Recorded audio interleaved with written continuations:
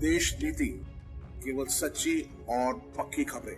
संसद में मोदी जी के इस सरकार का अंतिम सत्र चल रहा है, जहां राष्ट्रपति के संबोधन के बाद प्रधानमंत्री को अपने काम का उल्लेख करना था और बाकी उन्हें पक्ष विपक्ष को संबोधित करना था। लेकिन आपने यकीनन सुना ही होगा, या नहीं सुना तो मैं बता देती हूं कि प्रधानमंत्री ने अपने काम को सहारने से बेहतर प्रथम और पूर्व प्रधानमंत्री जवाहरलाल नेहरू के भाषणों का जिक्र किया। दोस्तों, बहुत गंभीर बात है, समझिए। देश में अभी जो चल रहा है वो इंपॉर्टेंट नहीं है। इंपॉर्टेंट ये है कि जवाहरलाल नेहरू ने आजादी के वक्त क्या बोला था।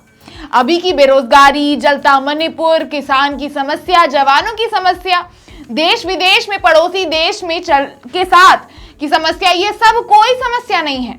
समस्या ये है कि जवाहरलाल नेहरू ने क्या कहा था, उसका उद्देश्य क्या था, उन्होंने ऐसा क्यों बोला था, कहां खड़े रहकर बोला था। ये सब समस्या ज्यादा महत्वपूर्ण है, इसलिए हमारे तत्कालीन प्रधानमंत्री ने इस बात को लोकसभा में उठाया। मोदी जी खुद प्रधानमंत्री हैं, उनको अपने पद का स्तर इस कदर गिराने से पहले 100 बार सोचना चाहिए था, क्योंकि उन्हें भी कल याद किया जाना है। नेहरू देश के पहले प्रधानमंत्री थे, उनको तो छोड़ ही दीजिए, देश के किसी भी प्रधानमंत्री के बातों को मोदी जी घुमा फिरा के पेश करे, संसद को रंगमंच का स्टेज बनाकर खुद नेता से अभिनेता ज्यादा दिखे, ये उन्हें शोभा नहीं देता। प्रधानमंत्री नरेंद्र मोदी ने सोमवार को लोकसभा में देश के पहले प्रधानमंत्री जवाहरलाल नेहरू के 15 अगस्त 1959 को लाल किले से दिए भाषण का जिक्र किया, जिसे मोदी जी ने कहा कि कांग्रेस ने कभी भी देश के सामर्थ्य पर भरोसा नहीं जताया। नेहरू ने भारतीय को नीचा दिखाया था और कहा था कि भारतीय कम काम करते हैं। नेहरू की भारतीय के प्रति सोच थी कि भारतीय आलसी हैं। एक तो अचंभा करने वाली बात है कि मोदी जी खुद प्रधानमंत्री के पद पर विराजमान है और पूर्व प्रधानमंत्री के बातों को लोकसभा में उठा रहे हैं। समझिए, कामों को नहीं, बातों को। अब कल ये भी जब प्रधानमंत्री नहीं रहेंगे तो इन पे भी लालछन लगेंगे, लेकिन इनको उससे क्या, क्योंकि अब जब ये भी बात को मुद्दा बना रहे हैं तो कोई भी अब बना ही सकता है। और जैसा कि प्रधानमंत्री ने उनके कामों का जिक्र करने से बेहतर उनके वाक्यों का जिक्र करना बेहतर समझा, उससे तो आप भी सहमत ही होंगे, क्योंकि आजादी के समय का माहौल क्या था और अब का माहौल क्या है, उसमें 1-2 बिंदु का नहीं, पूरे जमीन आसमान का अंतर है। तो उस समय अगर काम नहीं होता तो हम आज आजाद भारत में भी नहीं होते। तो जिक्र किसका हो सकता है? बातों का हो सकता है। अब लेकिन बातों में भी बातें काट के आधी अधूरी बातें रखी गई।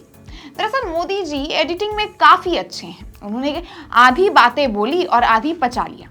दरअसल नेहरू जी ने कहा था, हिंदुस्तान में ज्यादा मेहनत करने की आदत आम तौर से नहीं है, हमारा कसूर नहीं है, आदतें ऐसी पड़ जाती हैं, लेकिन हम उतना काम नहीं करते जितना यूरोप वाले या जापान वाले या चीन वाले या रूस वाले या अमेरिका वाले करते हैं। यह ना समझिए कि वह कौमें कोई जादू से खुशहाल हो गई, मेहनत से हुई है और अकल से हुई है, तो हम भी मेहनत और अकल से आगे बढ़ सकते हैं, कोई और चारा नहीं है।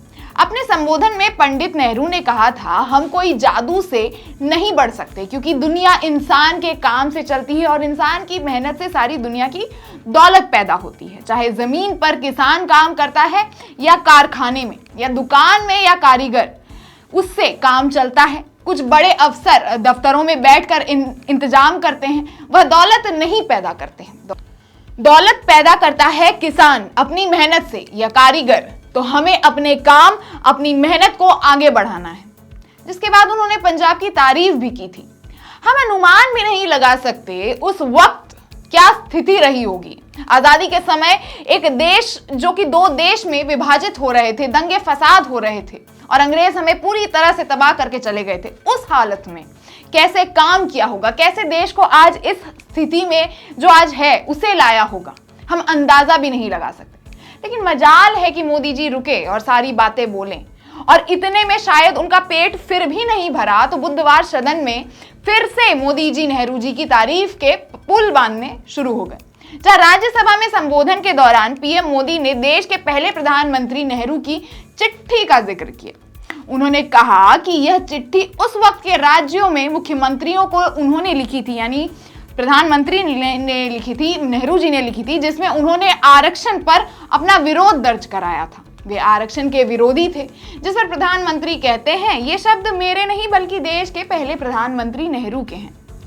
अपने संबोधन में कांग्रेस पर तीखा हमला करते हुए पीएम मोदी ने कहा कि इसलिए मैं कहता हूं कि कांग्रेस जन्मजात इसकी विरोधी है। आज जो कांग्रेस कहती है ना कि ये इतने हैं, लेकिन उस समय कांग्रेस ने इसका विरोध किया था। मैं कहना चाहता हूं कि उस समय अगर यह आरक्षण की व्यवस्था लागू हो गई होती तो वे लोग आज आगे बढ़ते बढ़ते ऊपर आ जाते। देखिए, ये मेरा निजी मामला है कि मैं किसको पसंद करती हूं और किसको नहीं। ठीक उसी तरह सभी के अपने अपने पसंद नापसंद होते हैं, लेकिन उसका जिक्र मैं देश के लिए काम करते वक्त नहीं कर सकती।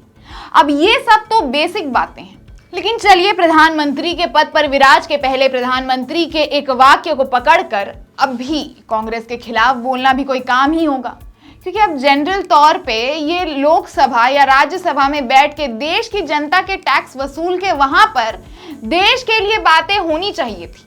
बीजेपी सरकार और मोदी ने क्या क्या काम किया उसका जिक्र होना चाहिए था, लेकिन कोई बात नहीं, पहले हम ये कर लेते हैं, फिर देखेंगे देश में क्या चल रहा है, देश कितना जमीन पर है और कितने बातों के लहर में उड़ रहा है। बहरहाल ये सब तो चलते ही रहता है, क्योंकि मोदी जी के सरकार ने अब तक लगभग वही कानून बनाया है जो जनता को चाहिए ही नहीं था, चाहे नोटबंदी हो, किसानों के काला कानून हो, CAA NRC हो या फिर अग्निपथ हो।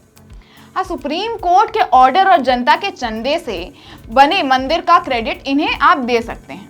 अब क्योंकि मोदी जी अपने काम की तुलना तो कर नहीं सकते, इसलिए वो बातों से ही बराबरी कर लेते हैं, लेकिन मोदी जी चाहे तो मंदिर जाने की तुलना कर सकते थे, जैसे नेहरू से, जो कि उनके प्रवक्ता करते भी रहते हैं कि उन्होंने क्यों मंदिर नहीं बनवाया, नेहरू जी मथुरा क्यों नहीं गए। अब उन्हें कौन बताए, आजादी के समय अगर मंदिर बनाने में लग जाते तो देश को भी मंदिर के नाम पर बेचना पड़ जाता। बहरहाल मेरा हो गया, आप अपने विचार हमें कमेंट पे जरूर बताएं और देखते रहिए देश नीति। और मेरा नाम है गेटी भाव्या। धन्यवाद।